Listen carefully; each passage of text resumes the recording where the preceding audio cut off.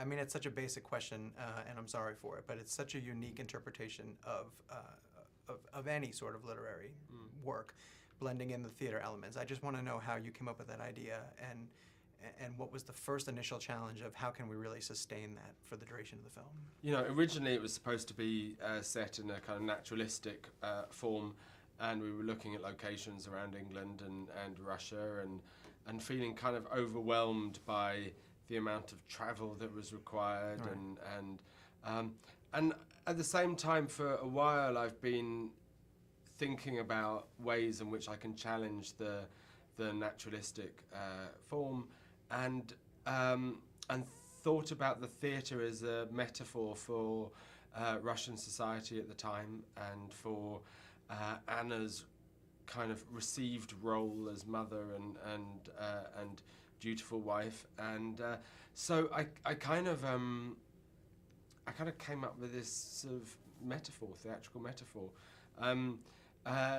The challenge, really, I mean, I think one of the issues that people have with I guess modernist theatre or film is that it kind of engages the critical mind, the intellect, but not necessarily the heart. Mm-hmm. And so that was the challenge, was to try and make a film that did both of those things. Had you directed stage before? No, never. No. In fact, the next thing I'm doing is a play. Oh, it can't is? Wait. Yeah. Because you have an itch for it now? Yeah, that you want to keep totally. scratching? Yeah, totally. Well, the thing that I thought about it was, with film, you're able to cheat in ways that you can't on stage.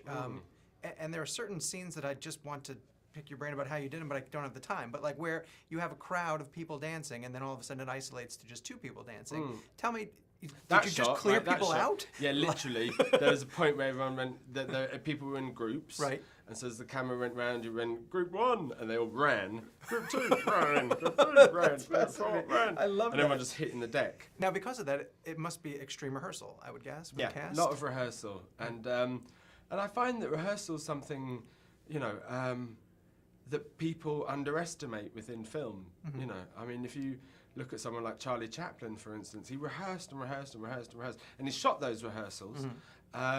But it would go on for weeks rehearsing a particular scene, and I don't know why there seems to be this kind of feeling within film often that it's about grabbing the moment, catching the moment, and that's more of a documentary methodology rather than a drama fictional method. Was there a set in particular that you're really, really proud of?